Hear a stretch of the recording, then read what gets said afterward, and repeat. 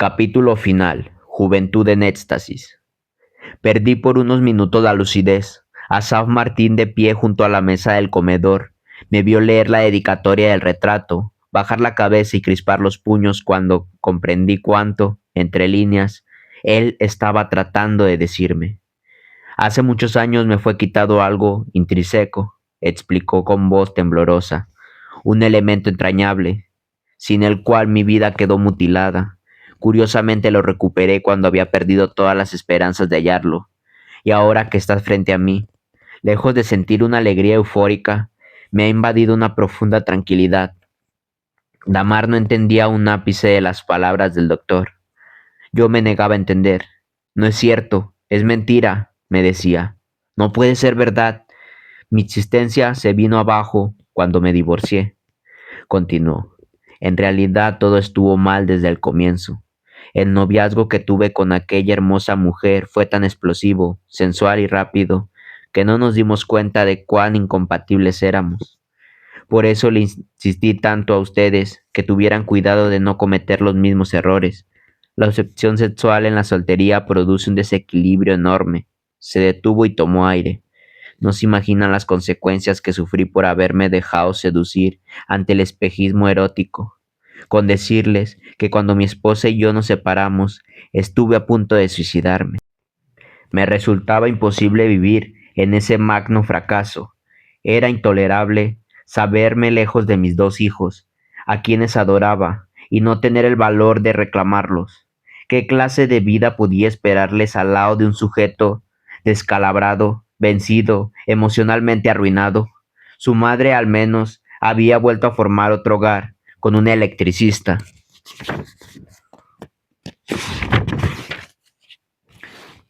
Apoyando en la mesa, parecía a punto de languidecer, con un dedo recargado en el féretro de su ser más querido. Damar parecía al borde de comprender, pero sin poder, sin atreverse aún, rozó mi brazo con el suyo. Yo estaba inmóvil, aplastado, con la vista nublada y la garganta obstruida por una enorme masa de emociones reprimidas. Era químico farmacobiológico, continuó Asaf. Ante mi fracaso marital, busqué un escape, hice una revalidación para obtener el título de medicina y me empleé de tiempo completo en un laboratorio de investigaciones. Tener la mente ocupada día y noche, hundido en libros y compuestos, fue una evasión perfecta durante varios años. Me dejé crecer el cabello y la barba y evité lo más posible el contacto con la gente. Contraté un abogado para que se hiciera cargo de los trámites del divorcio. Tenía la autoestima hecha añicos, el ego destruido. Solo deseaba olvidar. Me hubiese resultado imposible estar cerca de mis hijos sin abrazarlos, sin transmitirles mi desesperación, y la niña ya era bastante mayorcita como para darse cuenta. No quería causarles conflictos. Respiró hondo, haciendo una larga pausa. Damar aprovechó para buscar un pañuelo en su bolsa de mano y tendérmelo. Era evidente, pensé, que la primogénita pudo darse cuenta del drama familiar y crecer con los pies en la tierra, pero el hijo menor, ¿qué papel tan distinto había reservado el destino para él? Volvió envuelto en falacias y cuentos de hadas, siempre rozándole a la primera estrella del cenit, convencido de que en ella habitaba su padre. Así transcurrieron 4 años, prosiguió. Me hice aficionado a los libros de desarrollo humano, y poco a poco sus conceptos fueron tendiéndome lazos en los que así pude salir del hoyo. Un día, cierta doctora que dirigía la cátedra de cardiopatías en la universidad, enterada de mis novedosas investigaciones, se presentó para invitarme a participar en un seminario de actualización médica. Como era de esperarse, rechacé su ofrecimiento, pero después de un repentino deseo de salir de esa soledad asfixiante, me rasuré, corté el cabello y me presenté puntual al evento. La colega no me reconoció, pero luego de ver mis credenciales, dijo con asombro que era mucho más joven y atractivo de lo que parecía al principio.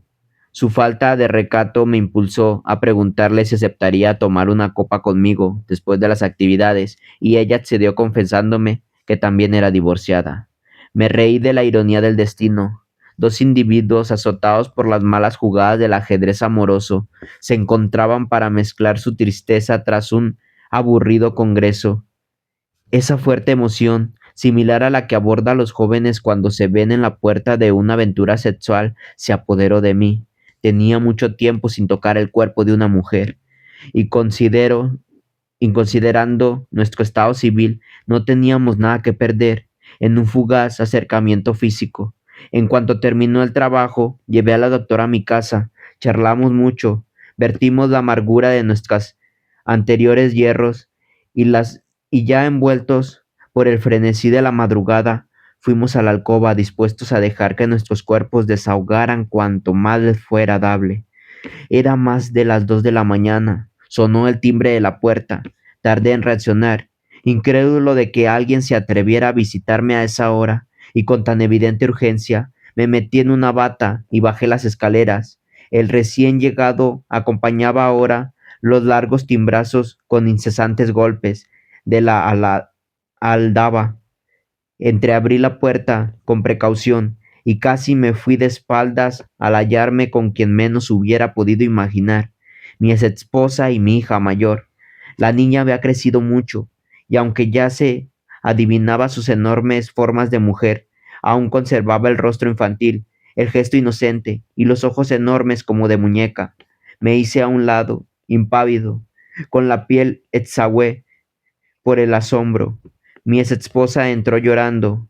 Por favor, Asaf, me suplicó con el rostro tenso y deformado por el miedo y y por un fuerte puñetazo recibido en una forma reciente. Necesito ayuda. Necesito que te hagas cargo de la niña por un tiempo. Mi hija no parecía compartir la misma angustia, más bien daba la apariencia de estar hipnotizada, como si de un momento a otro fuese a caer sin sentido. ¿De qué se trata? Pregunté con dificultad. Se trata de Luis. Ya no lo soporto. Viví con él. Ha sido un infierno. Perdóname, ayúdame, por favor. Es un alcohólico. Golpea a tus hijos, Asaf, y entiende lo que te voy a decir. Casi ha violado a Marieta. Un sollozo que brotó de su garganta le impidió continuar. Después agregó: tienes que ayudarme, por favor.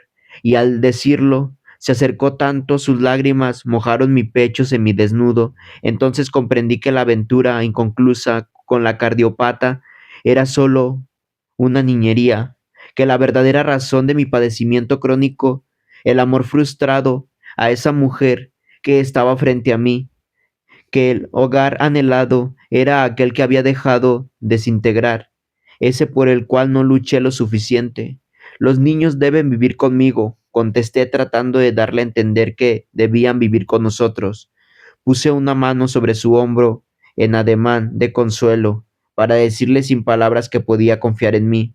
Cuando levantó la cara y se encontró con mi invitada, quien, sin saber sin haber tenido la preocupación de vestirse por completo, contemplaba el drama desde la escalera. Su llanto se cortó, abrazó con fuerza a Marieta y salió de la casa con paso rápido. Espera, le grité. ¿Qué le pasa a la niña? Preguntó la doctora. Marieta se bamboleó antes de caer al suelo, desvanecida. Tra- Traté con ayuda de la doctora de reanimar a mi hija, suponiendo que después podría alcanzar a la madre en su casa. En cuanto volvió en sí, le preparamos una cama cómoda y la dejamos durmiendo. Le pedí a mi colega que se quedara a cuidarla. Accedió y fui directo a mi antigua casa. Manejé a lo largo del camino con la vista fija y los puños crispados en el volante. Al llegar, bajé del auto temblando y toqué la puerta usando los nudillos. Puse, pero se hallaba encerrada. A mi contacto se abrió con un leve rechinido. Entró, Entré con sigilo y hallé un tremendo desorden, como si alguien hubiese registrado la alacena, los cajones y roperos con mucha prisa. Tal vez un ladrón, pensé. Escuché sonidos provenientes del piso superior, algo similar a los gemidos ahogados y leves de un hombre moribundo. Me armé de valor y subí con pasos suaves. Hallé a Luis, el tipo que 4 años antes usurpó mi hogar, tirado en el suelo, cubierto de sangre, volviendo en sí de un golpe traumático e intoxicado por el alcohol.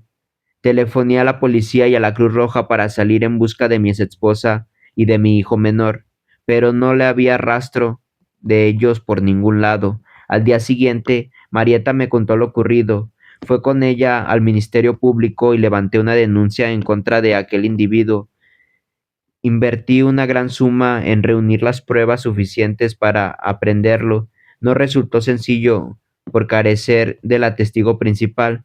Todo el coraje contenido contra el hombre sin escrúpulos que sedujo a mi mujer se volcó en la investigación y en el progreso judicial.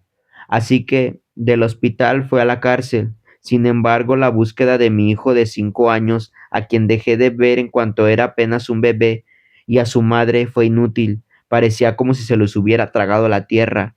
Ella se escondía de aquel alcohólico violento y vengativo sin saber que estaba en prisión. Marieta y yo recorrimos sin resultados toda la República, visitando amigos y familiares. Nadie los había visto, nadie sabía de ellos, así que volvimos a la capital, y en cuanto dejé de ocupar mi atención en revisar mapas y descartar ciudades, me di cuenta de algo terrible que había pasado por alto.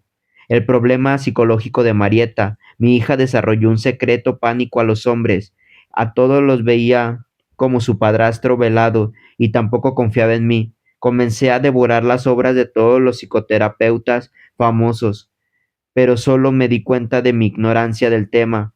Hice una maestría en terapia sexual. Eso me condujo a comprender una gran parte de mis propios errores y con el paso del tiempo fundé la clínica que ya conocen.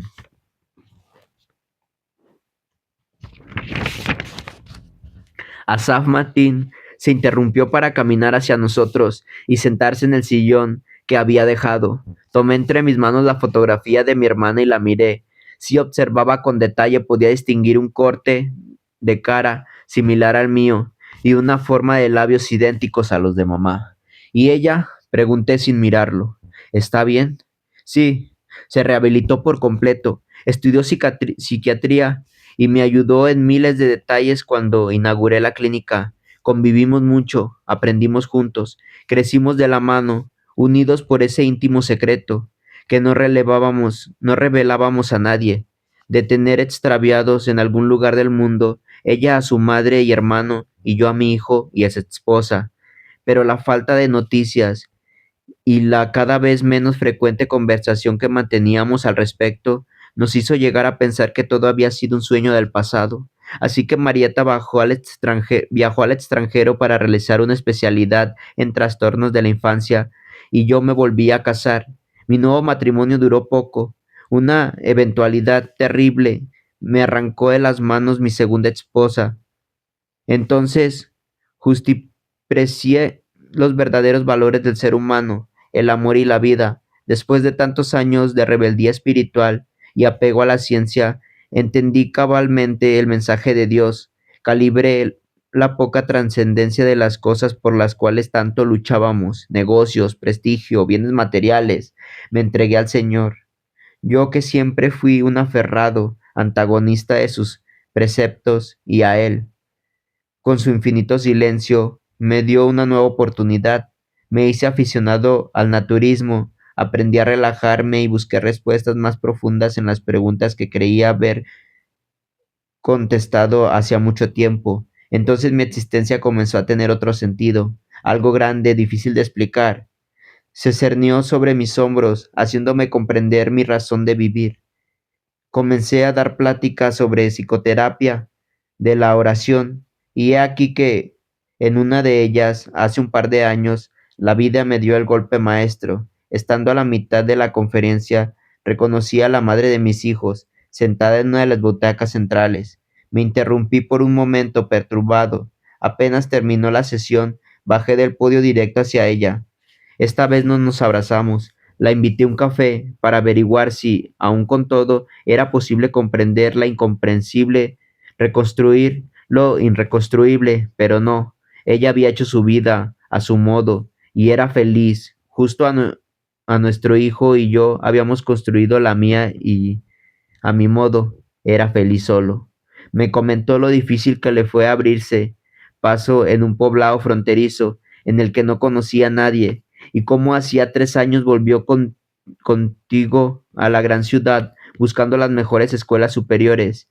Ella me dio su dirección y su teléfono.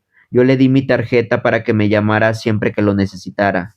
La cabeza comenzó a darme vueltas, como si la razón y el buen juicio estuviesen a punto de abordarme. Me molestó la suposición de que hubiesen telefoneado con cierta frecuencia para comentar mis evoluciones sexuales. Algunos recuerdos me distrajeron. ¿Efrén Albert? Preguntó el doctor en cuanto entré a su privado por primera vez, como si mi nombre le causara cierta desazón. ¿Quién te recomendó esta clínica? Nadie. Levantó la vista incrédula. ¿Estás seguro? Sí, hallé su tarjeta por casualidad. Yo conozco a tu madre, pero descuida, mantengo todos los casos de mis pacientes en riguroso secreto profesional. Eso espero. Yo conozco a tu madre, pero descuida, mantengo todos los casos de mis pacientes en riguroso secreto profesional. Me froté el cabello, tratando de volver al presente, pero no pude. Llevo 3 años trabajando para el doctor Asaf, comentó Damar, y me he dado cuenta de que siempre investiga los antecedentes familiares de sus pacientes, pues a mí no me preguntó nada de eso. Y luego se repitieron en mi cerebro frases aún más impresionantes dichas por mi madre en su confidencia. Lo primero que hice fue invertir todo lo que llevaba en comprar un juez para que registrara con nuevos datos. Yo también adquirí identificaciones falsas y recomenzamos una vida nueva. El corazón más mayugado y aporreado que nunca me dio un nuevo vuelco. Eso significaba que mi verdadero nombre no es Efrén Albert, ¿verdad? Pregunté. Bueno, originalmente también te llamabas Asaf Martín. Una daga helada traspasó mi cerebro, produciéndome un prolongado escalofrío. ¿Asaf Martín? ¿Y cómo es que mi hermana me escribió en su carta que, en caso de tener un hijo varón, se llamaría Efrén? No supe si la casa me daba vueltas porque estaba a punto de perder el sentido o porque ya lo había perdido. Después del reencuentro con tu madre, explicó Asaf, como si hubiese leído mis pensamientos. Ella se puso en contacto con Marieta, se escribieron largas cartas y a veces se telefonearon. Todos discutimos antes de tu boda si debíamos decirte quién era yo, pero tu hermano opinó que no era justo provocarte la tensión de ver a tu padre muerto, encarnado en un doctor a quien le tenía cierta confianza para ser acompañado por él al altar. Tu mamá y yo estuvimos de acuerdo. Es lo más hondo de mi ser. Yo quería que me siguieras viendo como el amigo verdadero, en quien puedes confiar de forma incondicional. Miré al suelo, extraviado, en ese universo de ideas difusas. Ahora los consejos del doctor, al igual que los de mi hermana y madre, perdían gran parte de fuerza. Todo lo que aprendí de ellos era verdad, pero no toleraba la idea de que me hubieran lesionado con la ventaja intelectual de saber cuánto yo ignoraba. Moví la cabeza tratando de recobrar mi ecuanimidad. Mi ecuanimidad. Era comprensible que me lo hubieran ocultado. La energía sexual impaciente de mis padres les estorbó para fundamentar bien su vida marital y con ello perjudicar sus generaciones posteriores. Ellos querían mucho tiempo y paciencia para hacerme comprender que el sexo deformado por el libertinaje y la falta de madurez en sus usuarios es comparable a la energía nuclear mal dirigida, que el deleite de un orgasmo pasajero no les permite a los amantes ver la verdad de las cosas, que la juventud está en éxtasis ante el espejismo de la sensualidad y que esa absorción le impide tomar decisiones cardinales. Levanté la vista, deshecho, y vislumbré a San Martín frente a mí. Adiviné que, con aún su ingente sabiduría, nada le gustaría más que volver a vivir sus años mozos y no cometer los errores que cometió. Me puse de pie apoyándome en Damar. No tomé los documentos notariales que nos hacían propietarios del inmueble en que vivíamos. Tampoco dije una sola palabra. Caminé hacia la puerta de la dificultad de un sobreviviente con la catástrofe y que procuré pasar por alto la postura solícita de nuestro anfitrión, que me veía como un anciano esperando el dictamen del médico que ha examinado. Damar me miró suspicante. No quería dejar ese lugar así. Amaba al doctor y era injusto reprocharle lo que no teníamos remedio, pero a mí me urgía respirar el aire fresco, escapar de tanto conflicto inextricable.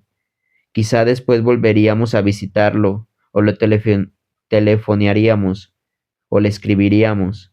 Grité el picaporte de la puerta, giré el picaporte de la puerta principal y salí a la calle. Mi esposa se quedó atrás, despidiéndose.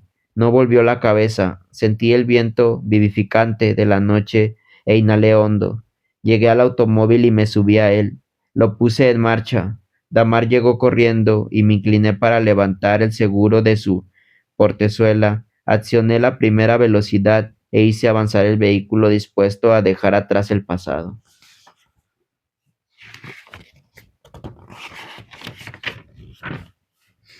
Entonces miré de soslayo al doctor, que de pie en el patio, cual estatua de prócer resignada a su eterna soledad, nos contemplaba. Nunca entenderé el mecanismo del sistema emocional humano, la determinación que unos segundos atrás me hizo huir. Se desvaneció ante la energía inmensa que comenzó a presionar mi pecho, a punto de estallar como tanque de gas. Accioné el freno. Mi respiración se hizo agitada y violenta. Poco antes de la implosión, apreté con fuerza el volante y me recliné sobre este, al momento en que dejaba vencer por una enorme congoja. Comencé a llorar abiertamente, con sollozos doloridos e intensos, profusos, graves, dentro del auto, con la única compañía de mi esposa. Ya no me preocupé por reprimir los fogazos gemidos que brotaban de mi profundo ser. Lloré tanto que sentía que el alma me escapaba, deslavado, mi interior, toda su impureza. Com- Como pude, salí del auto. Mis movimientos fueron torpes y lentos. Con el rostro empapado caminé hacia el viejo que, conmovido, sonreía al ver que me acercaba a él. Entonces aceleré mis pasos y llegué hasta sus brazos. Cerré los ojos muy fuerte. Sus lágrimas mojaban mis mejillas y las mías empapaban las de él. Quise hablar. Quise decirle que estaba impresionado hasta las raíces de su manera de proceder, que lo admiraba. Traté de agradecerle, expresarle que estaba orgulloso de llamarme como él, aunque nadie lo supiera, pero no pude articular ni una frase. Solo gemía apretando mi dolor contra el suyo, sintiendo a mi vez su magno poderoso, afligido abrazo. Yo siempre soñé con subir a la estrella del cenit y decirle a mi padre sin palabras de la forma que lo amaba y cuánto me había hecho falta. Esa noche se cumplió mi sueño. Fin.